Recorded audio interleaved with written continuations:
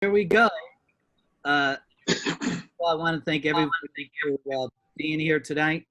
We're super excited. We got a great group of participants here that truly enjoyed this internship, and a lot of it goes with their work, and also Cliff Morgan, who works with the New York Knicks, is also one of the people that helped us bring in guests that were involved in social advocacy and awareness, as well as myself.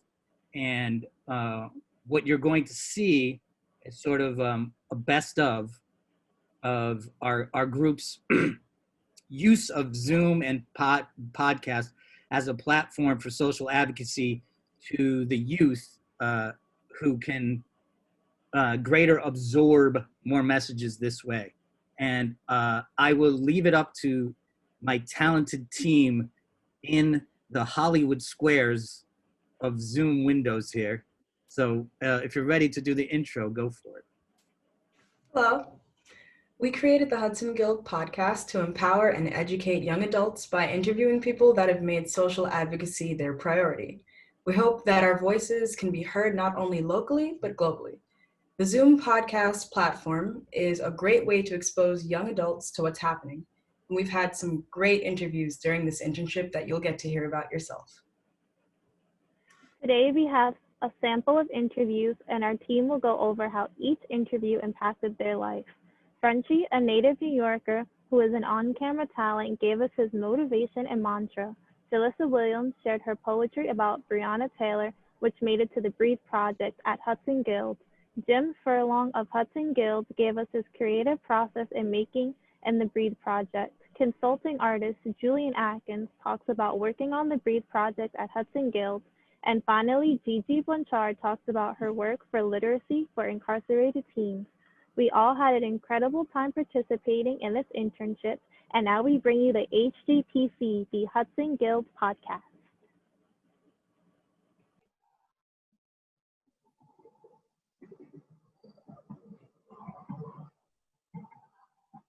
Hi, this is Jasanti, and you are watching HGPC Hudson Guild podcast.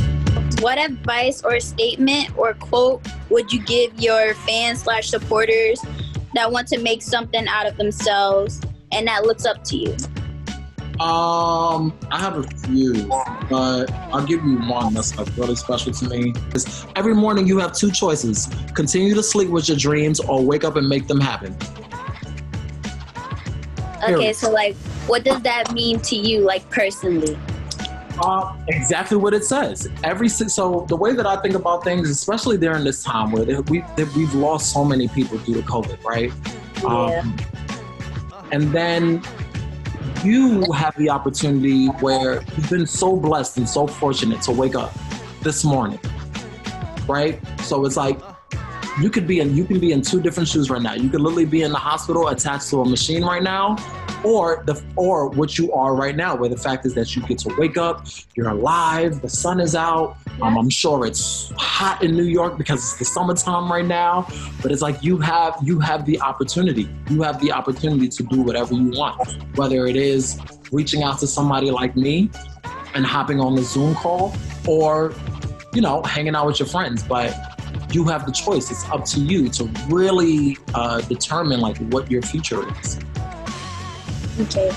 Thank you for answering my questions and for being on the Zoom call today. Like, we really appreciate it.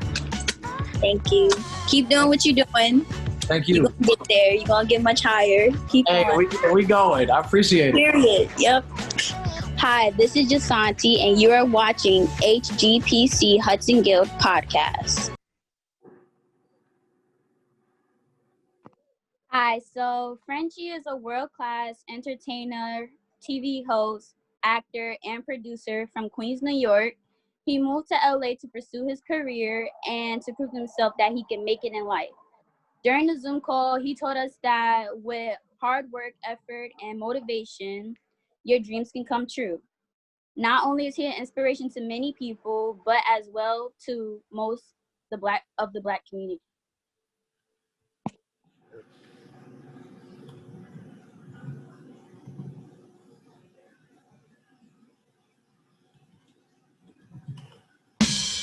Hi, this is Brittany, and you're watching HGPC, Hudson Guild Podcast. As you were writing like this poem about Bree, did you find it like hard to write because her story was like really sad? Yes. And actually, while I'm currently working on this book of poetry and having to research, people like Sean Bell and Sandra Bland, and having to research all these stories and see all their stories, it's very sad, and it's very like heartbreaking to realize these are real people and they're no longer here, and they had dreams and hopes just like the rest of us. So yeah, it was very sad for me. I cried hearing about her story. Like this young girl, she didn't have, she had her whole life ahead of her. She didn't have any idea that was going to happen that night. So absolutely, totally, I feel the emotions. Absolutely. And when someone like reads your poem, or like this poem especially, what do you hope that they like gain from reading your stuff, your pieces of work? I hope that people will also write poetry and also get out their feelings. And I just want people to really take away from the poem that this is the real person. It might be my spin on it, but this really happened to someone. So I don't want them to lose the message in that. So justice for Breonna Taylor is absolutely what I want people to focus on when they read it, to realize that the people that did this are still free. But I want for people to just also get out their emotions with poetry as well. Like however you feel, with everything going on in the world, poetry is a great outlet. So I would like for people to be inspired to write more poetry as well. Hi, this is Brittany, and you're watching HGPC, Hudson Guild Podcast.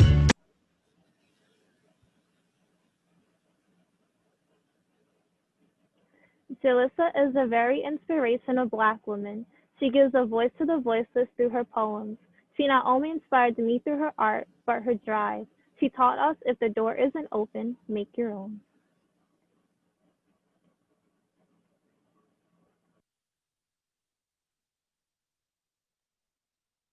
Hi, my name is Rihanna, and you are watching HGPC Hudson Guild Podcast. So it's nice to meet you. I'm glad that you made time out of your day to come and speak to us. What made you feel like it was a necessity to bring the Breather Project to the Hudson Guild itself? Well, on the morning of June 3rd, that was the Wednesday after we had several nights of unrest in the city, some looting, a lot of protesting, and we had a meeting with our management team on Zoom, and everyone got a chance to speak. And we went around, and it was very moving to hear everyone's different reactions. And so I said, I can't just sit and do nothing. What can I do in a small way to get people to think more about this issue, and also not just to solicit anger, but to try to find some kind of positive, constructive way to move forward, which is hard. I've been around a long time. I remember riots in the 1960s, and you keep thinking something's going to change. And then there's protests, there's reform, and then it happens again. I don't know what the answer is, except to keep the dialogue going and keep reminding people of what a serious problem it is. What made you want to pick Julian specifically to put those paintings up? Well, Julian's someone I've known for almost 20 years. Julian's he's shown his own work in the gallery. We've really been friends since we met.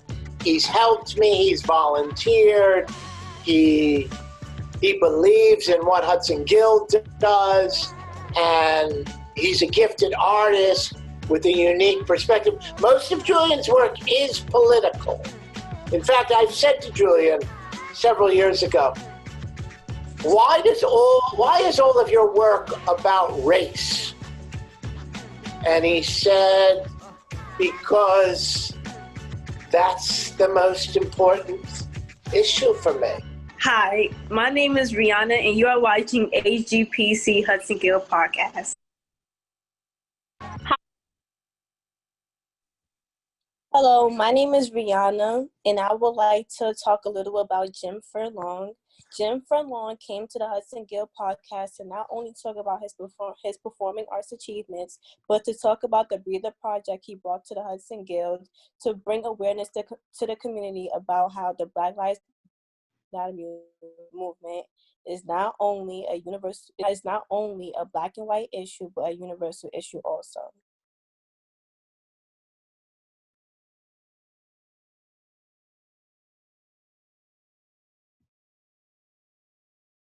Hi, this is Raven, and you're watching HGPC Hudson Gill Podcast. Okay, my question is, when you were working on the Breathe Project, how did that make you feel?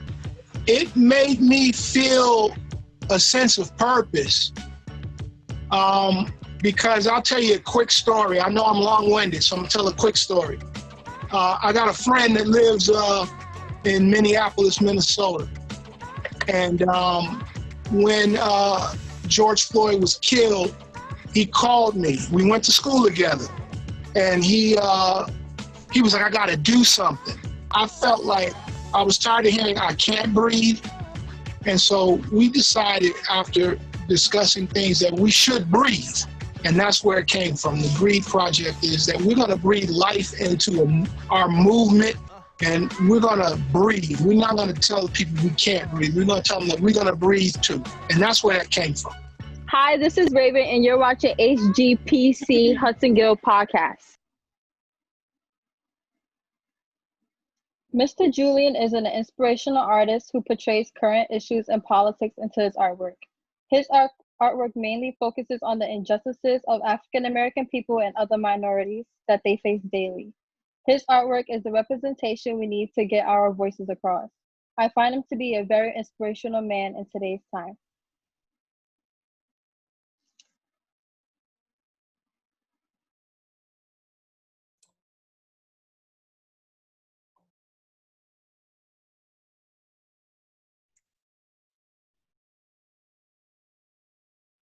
Hi, this is Nivea, and you are watching HGPC Hudson Guild Podcast. The first question is about CUNY, because you said you wanted to work with CUNY to help incarcerated people.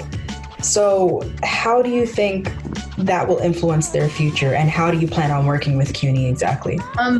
So we actually are working with CUNY, and we are wanting to, I'm sure you guys have heard of the school to prison pipeline. We're trying to build the reverse and trying to bring education and accredited courses.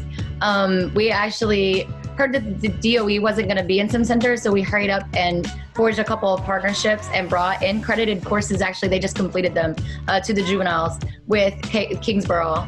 So it's happening, and we would like to do that on a bigger scale. Bringing CUNY and other places that can offer credits. But the bigger thing that we would really like to work on next to that is getting the DOE to recognize that, because we're talking about juveniles who haven't completed high school, who might have dropped out, who don't have their HSC or their high school equivalency diploma. So when you talk about, credits, you can say, oh, that's great, they have credits, but how do they go get those credits if they don't even complete high school? So we would like the DOE to recognize that. In our literacy course, there's a lot of writing and a lot of things that go on that the students actually do, and the DOE sees it that they're not participating in their passages courses because they're not doing anything, and yet they're writing me like 20 copious amounts of pieces again and again, and we're trying to get that recognized, looking for showing them that it's really hard to engage them, especially remotely. You gotta work with them and meet them on a level, and by that I mean it's not because of they're like a special breed. You're talking about people who are taken away from their families, who are dealing with really crazy cases right now, who are dealing with trauma. You need a special sort of tolerance and to sit with people through that. And I think sorry, I know you got a lot of questions and I get really passionate, so I have to remind myself stop because I'll start going somewhere. So I love the energy. Keep going. We learned so much. Keep it flowing, please. Okay, wait. Just calm down. Now, if you don't elaborate on the answers, you don't get a pair of socks. Uh-oh. Okay? You're gonna want those socks, Gigi. Pair of socks. Pair of socks. I didn't know about socks. I have a pair right here. Look. Yeah. Hi, this is Nivea, and you are watching HGPC Hudson Guild Podcast. Miss Gigi Blanchard is a social activist, a teacher, and an inspiration for everyone who meets her. She shared with us her very powerful story about how she was incarcerated at 15 and the work she's been doing to educate incarcerated youth. Her story was moving and her passion really sparked a fire within all of us. I believe that she'll have the same impact on others who hear her, regardless of age, color, or status. That being said, such impactful messages can be so easily captured and distributed through podcasts. This type of media is such a powerful form of advocacy that can reach hundreds of thousands of ears in a matter of minutes. If we're able to share these messages, so many people will also be moved by these stories and feel the spirit of advocacy within themselves. The Hudson Guild podcast will serve as a platform to allow people to create a better world. We would like to thank Frenchie, Jalissa Williams, Jim Furlong, Julia Atkins, and Gigi Blanchard for being guests on our podcast. We would also like to thank the Highline and the Hudson Guild for creating this opportunity. We appreciate it so much and had a wonderful time. Thank you. Woo! Well done, Group C. Well done. Oh, amazing. So at this, oh, sorry, Charles. Go ahead. No, listen, take it away, please. I'm gonna go on mute. I'm just gonna follow your lead and say at this time we would like to open the floor up to our panelists to ask a few questions. Our participants are prepared to provide you with some valuable information, so please do. Hi, everyone. This is Dolores. Just letting you know I am also a neighbor for those of you that are in the Hudson Guild area, born and raised in the neighborhood. So thank you for your creativity. I wanted to comment, first and foremost, the presentation itself was fabulous. You produced and edited in such a way that told your story, but also allowed to show a little bit of your style and picked parts of what those podcasts probably were focusing on and choosing the moments that allowed us to get a flavor for your whole project. So thank you for that. It's not just about the podcast. I didn't have the pleasure of hearing your whole podcast, but this presentation and your editing and production was really nicely done. And part of that production was also the choice that each of you had in showing your own style. You know, there's a lot of uniformity in the backgrounds. I love that. That was really great. And each of you giving a little bit of that personal explanation of who you had the pleasure of interviewing was fantastic and well delivered. So nicely done. And the only question I have is, where do you want to go from here? Do you think that these are podcasts that are better served if there are these broad questions that affect us all on the national and maybe even global level? Or was there some thought to keeping it local and thinking about what's happening in our neighborhood and for what you're seeing right now, how New York City is changing? So just curious whether that was a thought for any of you. Well, I would like to answer that question. So I just feel like as a group, the people that Coach Cliff brought to talk to us was very inspirational. You know, they were very relatable. We felt them on a spiritual level, not only spiritual, but like we came from the same background. So it was just like, well, if they could touch us, kids from these neighborhoods, they can touch millions of other kids. So it's just like, why keep it amongst just us when we could just share it on thousands of other people, you know? So I feel like this would be a great experience to share with other, not only teenagers, but adults. I would like to add and say that I think it would be a very good educational tool to teach in like schools if they would be able to hear it too, because we interviewed a lot of powerful women, and that's very important to me. And if I can see someone else doing it, then I also believe that I could do it too. So that's what I would like and hope.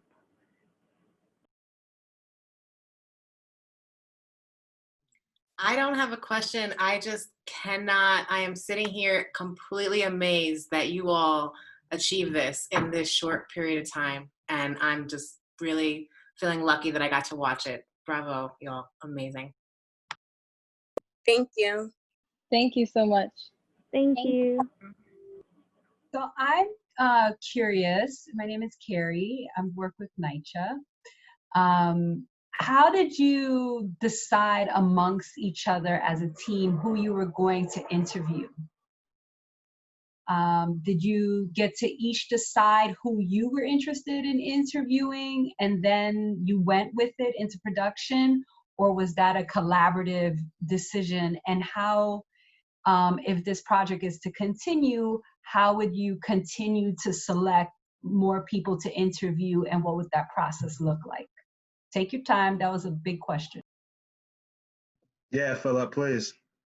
I would say initially, when we first started, it was me and Cliff bringing in people that we thought could make an impact in these participants' lives and knowing what they want to do with the internship. And then it took a life of its own because I'll tell you something, these participants, the questions they asked and the way they went at the people that we brought was amazing. So like, you know, you have a friend like come on and do a podcast and then they're like, yeah, it's going to be a softball. But no, these participants really they understand the platform of Zoom podcast where like you can't fake the funk, right? Like if I'm asking you a question, it's a real question. So there wasn't a real learning. The learning curve was for me and Cliff to know that these girls were going to come bring it. And they did. And we had some heavy hitters. We had LL Cool J's bodyguard. We've had like a Rolodex of people like under the time constraints that we have right now. We can't give you, you know, every interview, but they rolled with everything that came forward. And at this point, from where we're at, they can take it. They can take it, find people, and bring them in and interview them. They can do it. Look, these young ladies, they illuminate any room they go into. They are inspired. They are intelligent. They seek answers. They want to question everything. They want to know as much as they possibly can. They have bright futures. They will do great things if they are allowed to. And I'm sure that they're on the right path to take them places and do things that we can only dream about. Trust me, these young ladies are, they're wonderful. And coming from a guy like me who's just basketball, trust me, I am amazed. I am happy to have a chance and to work with them, and I hope that I'll continue to be able to work with them in the future. So I am in awe. I am in basic awe of these young ladies.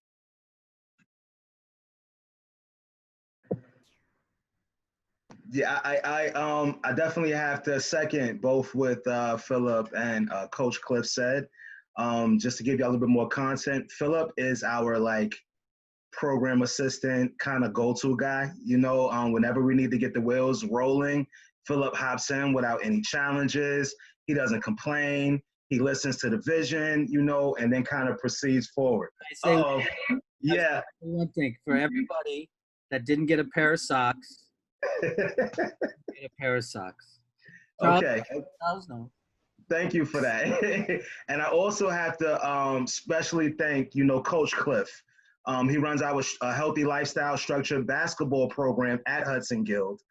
He's only played basketball for the most of his life, but was so gracious to kind of convert over into this and provide value. You know, Cliff has a lot of connections and brought a lot of special guests on that brought value to this. But not only those guests, it's his insight as well from him traveling all these different countries across the world and then bringing back that knowledge to this particular group, you know. So I could not let this session end without saying thank you to the staff members because you've done an excellent job.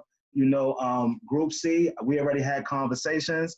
I'm like the #1 fan right now. We're gonna kind of keep this going. In the future, we're gonna connect with Daisy and Jackie, and we're gonna see how we can basically gain some type of platform to share these podcast clips and interviews with the public. But naturally, there's a process that we have to go through Hudson Guild. And we're going to be exploring that in the upcoming weeks. And we're going to be sharing a lot of footage with everybody that's on this podcast segment as well. You know, so I just want to say thank you for that. You know, Phil, trust me, Phil has helped me through this transition. Phil has been phenomenal. His insight, the way he runs the show, the way he puts everything together it makes it easy. It makes it very easy transition for me and all the young ladies. He's done a phenomenal thing. He's like a nighttime talk show host with all the corny jokes and everything. But I'm so happy to have the chance and the opportunity to work with him. It's been fantastic. Yeah. So I just wanted to continue on because we only have like 2 more minutes. And I also just wanted to say, if we keep going, they're gonna think that we like scripted this. No. Well, I neglected. I'm sorry, Charles. I neglected to mention 2 key people that has played a very, very important role in this, which is Mr. Benjamin, Mr. Stefan Benjamin, and Miss Patricia Pagan. Mr. Benjamin is our career readiness director, and Miss Patricia is our social worker. However, they've also been a jack of all trades, and they provided nothing but support to the groups and to myself. So I just want to go on record by saying thank you for everything that you've done, and also dealing with me when I get a little frenzy because things got to get done, and I like to get the ball rolling. So thank you for my anxiety and dealing with that and everything as well. You know? Really quickly before we move to the next presentation, I'd love to hear from one of the ladies in Group C, a final word on what it means to you to hear your voices and see your ideas magnified on such a large and futuristic and contemporary platform. I'm excited for you, but I'd like to hear it from you. Well, it means a lot to me personally because, you know, my voice isn't like heard in a lot of places because I'm kind of like an introvert, but I'm an extrovert when I have to be. But it's just like, it's good to have someone sit down and invest in your dream. You know, it means to me personally, and I thank you guys so much for taking your time to come in. Watch what we have been working on for the past 4 weeks. So it means a lot to me personally. So I would also like to add that when you're a kid, you're also told, like, you know, not to talk about things, you know, keep it quiet. But like, as a future generation, we have a voice, and I feel like through this platform, we were really allowed to speak up and talk about how we were feeling during like COVID situations, Black Lives Matter and all that. So it was really a good outlet. And I know that if other kids could hear this, then they could resonate with us, and then we could all kind of feel connected in an age when we're just so disconnected and torn by everything that's going on. So this was like really amazing and awesome. And just thank you. If I may also add, I think something that's really wonderful and unique about our group is that we're a group of young Black women, and being in that position is not easy for any of us. As Brittany said, from a young age, we're told to, you know, keep it quiet, don't let anything slip, but we're letting our passions shine and we're letting our voices be heard. And it's really, really important for other Black people, for other women, for women of color generally, to hear voices like ours, and they can get confidence from hearing, oh, these intelligent young women can speak their minds, they can be passionate about things, they can say what they want to say, and they'll feel like they can do the same thing too. So I think it's really important to us, for us to get our voices out there, but I think it's important for every other person out there who wants to make their voice heard. Thank you. Well spoken, ladies. Well spoken. We just want to thank you again very, very much for all of your efforts. Unfortunately, we have to get to the other group right now, even though we would love to stay and chat, but maybe we can schedule some time in the future for, you know, everyone else to kind of connect with this group, you know, when we have a little bit extra time, you know, so thank you. And I would also just add that on our panel, we have 3 amazing women who, you know, I think there's some great opportunity to, you don't have to look too far to really see where you could be in the future. And so I don't want to volunteer people necessarily, but if there's opportunity for our panelists who would love to become part of our podcast group and serve as a guest to be interviewed and see what it's like to sit in the seat that Phil is talking about, I think this group here would be an awesome group to really take that step with. So just putting it out there. Yeah, agree. Keep your calendars open. And Anusha, we coming. Yeah, we have the link on our final group. So to our panelists, thank you for sticking it out with us. We're almost home. Yep. The plane is landing. Group C staff team did an amazing job. But at this time, we have to move over to our final presentation. So if you can please click over